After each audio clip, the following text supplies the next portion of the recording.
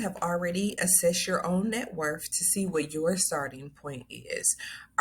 Is your net worth negative? Or is your net worth positive?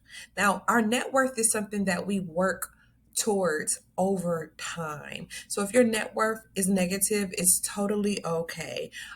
Things like mortgages and student loans have a high value amount to it. And so we have to sort of chip away at that over time. So that's why it's important that we have a good strategic financial plan, because certain investments that we can do with our money can actually help us pay off those high ticket items a lot faster, and it allows us to build our net worth, which essentially will help us build wealth. So where do we start? We already know our net worth, but how do we go about doing all of this? So what I created is what I call a necessities chart.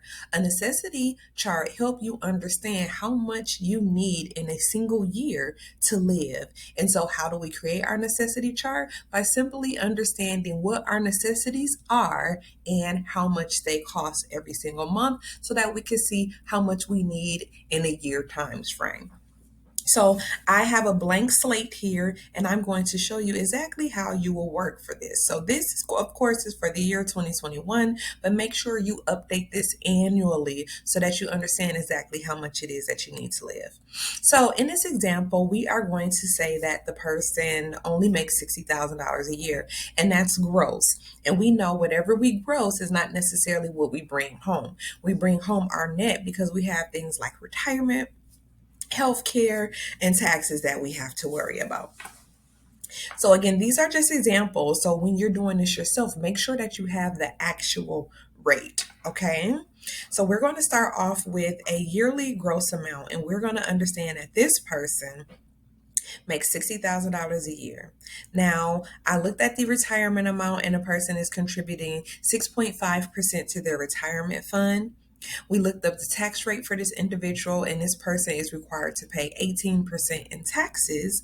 And then also, this person does have dental and vision and medical benefits at their job. So when we added up the percentage, it came to 3% of that person's paycheck, okay? So just not to confuse you, I'm actually going to change these two percentages so that we can see almost 7%.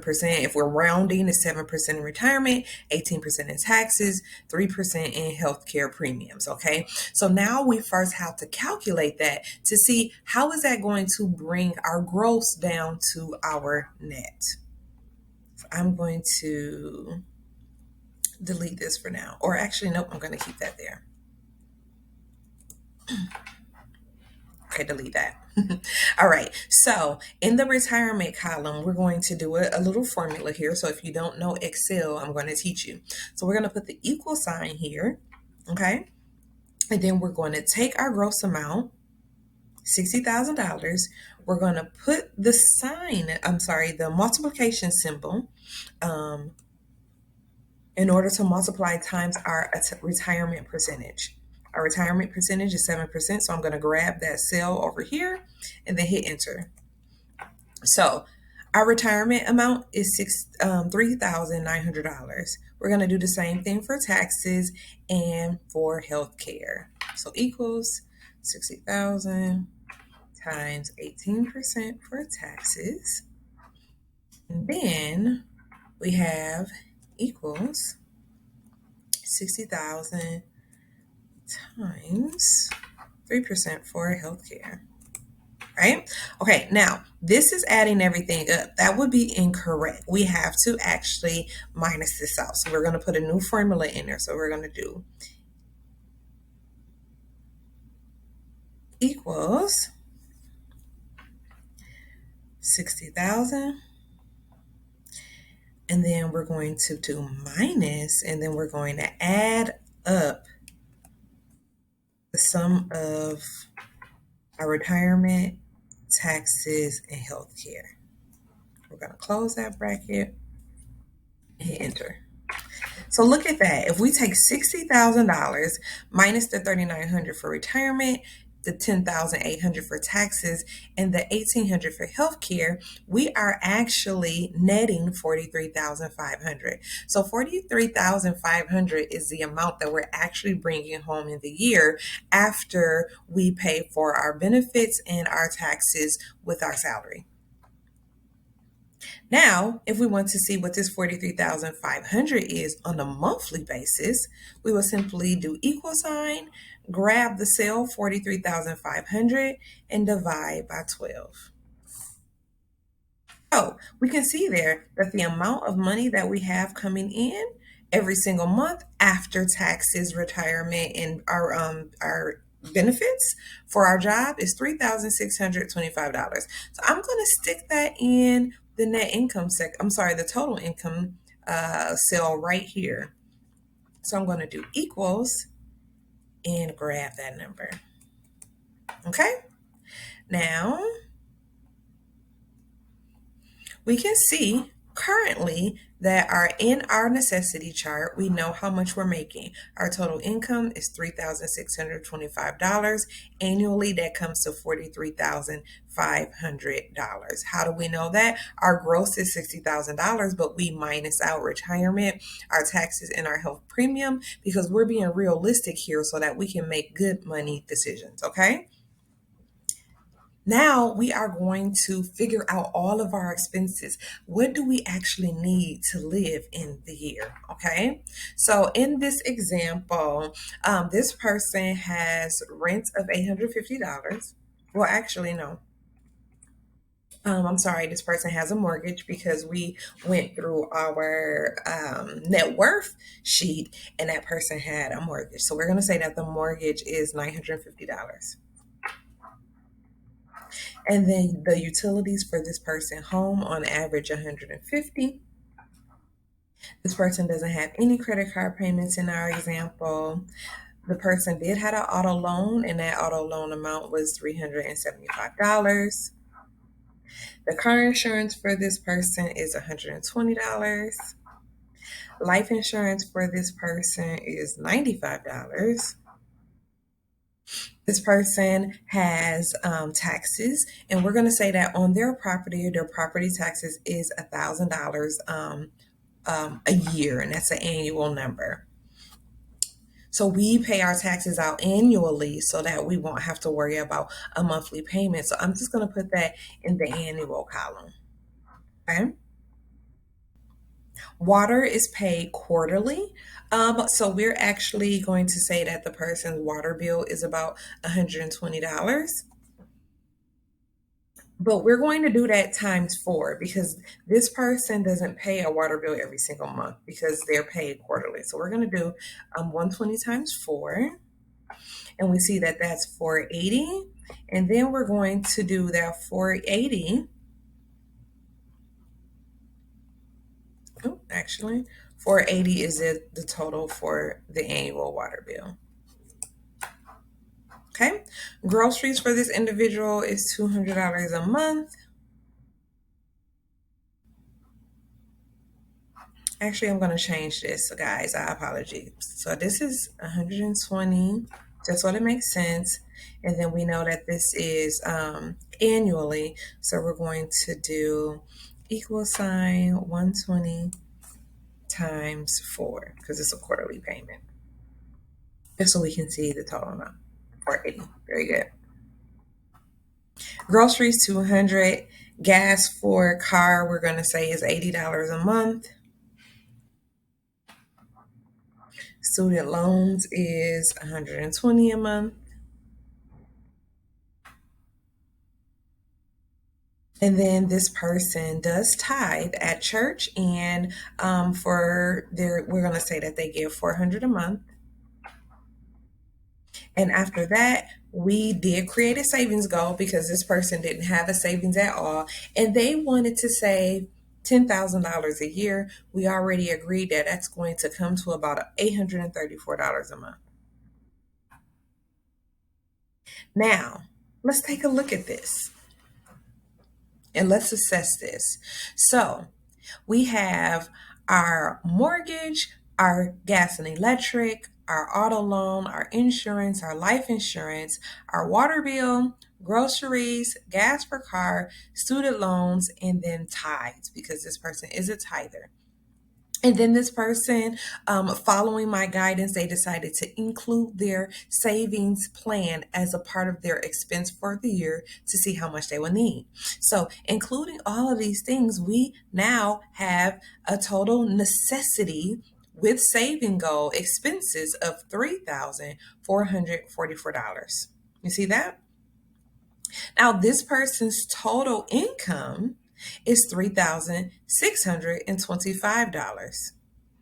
So that leaves this person with a disparity, a positive disparity, meaning that they have a surplus of $181 every single month. And remember, this is after savings. And then annually, this person has expenses of 41,328 and their total income is 43,500. So they have a total disparity annually of $2,172. Now, really take a look at this. If this person didn't save anything at all and his savings was actually zero, look at the difference in a whole year. This person makes $43,500, but they only need $31,320 to live. So this essentially means for this person, every dollar that they make over $31,320 is potential savings. So if this person had a small business and they became an entrepreneur, or if this person had a side hustle, let's say maybe this person does hair or nails, or maybe this person is good at graphic design, or maybe this person is good at cleaning and they decided to open a cleaning business.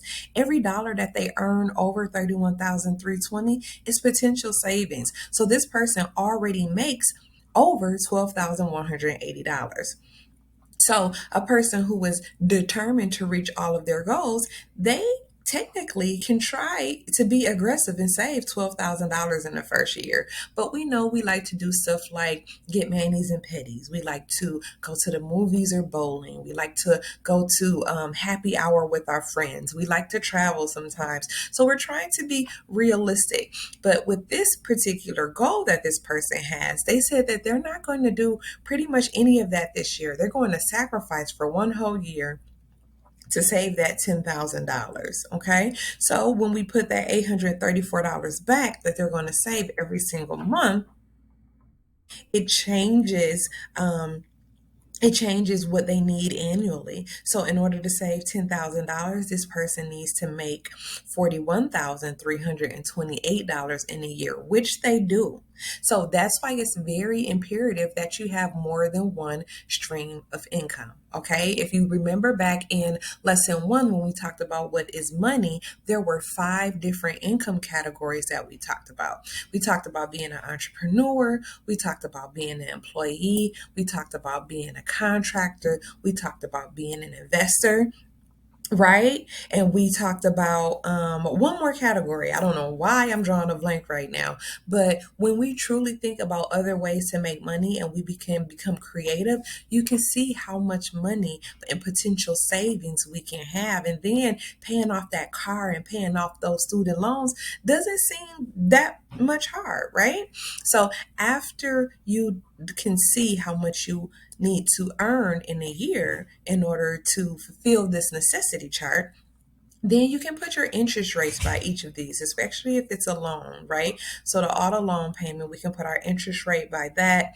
And other things, student loans, we can put our interest rate by that. Because there are oftentimes ways that we can decrease our interest rate, right? We can refinance on things depending on what our credit score is and the terms of the loan.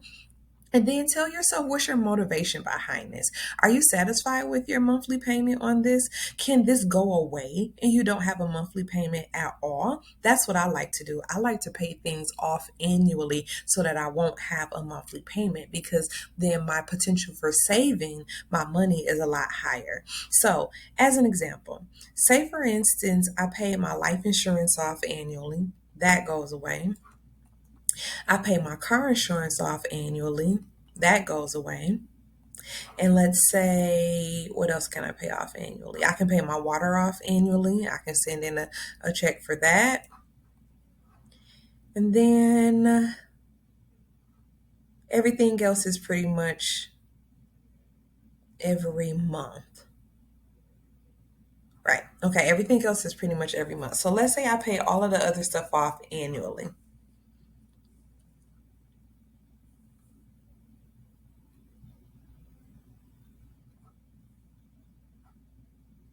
And let me actually let me put these back just so you guys can see what it is that I'm doing here. Hold on. Oh, shoot. I don't want to mess this up. Bear with me, guys.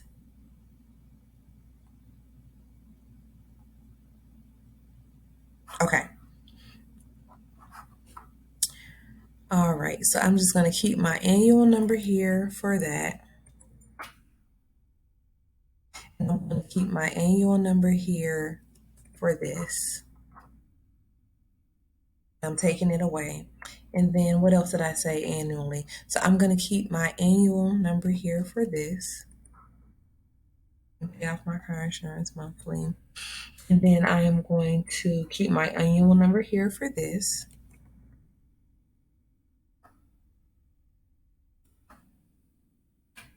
Okay. So now we've taken away car insurance because we paid that annually. We paid our life insurance annually. We pay our taxes and our water annually. So now when we take a look at how much we're making every single month, our total necessities went down on a monthly basis to $3,109, and our total income is $3,625. So that actually increased our disparity, right? So our disparity went from a couple $100 to now $516 every single month. So now with this new disparity, we already is saving $834 a month, so we're already saving our 10,000. But because everything is paid off annually and we don't have any monthly payments, we now have the potential to save a little bit more. So it's super important to pay things off annually if you can, because a lot of times the price of those insurance items can go down. If you pay it off in full, it actually will come out cheaper. So I want you to play around with your necessity list. If you see some monthly expenses that are too high, ask yourself, can I reassess this? Can I contact the insurance company and have them do another assessment, right? Maybe your phone is on here. Your phone bill, is your phone bill too high, right? What about your monthly plan? Can you decrease your monthly plan? I actually realized that phone isn't on here, but make sure that you add every necessity that you need so that you can understand your chart. See you in the next video.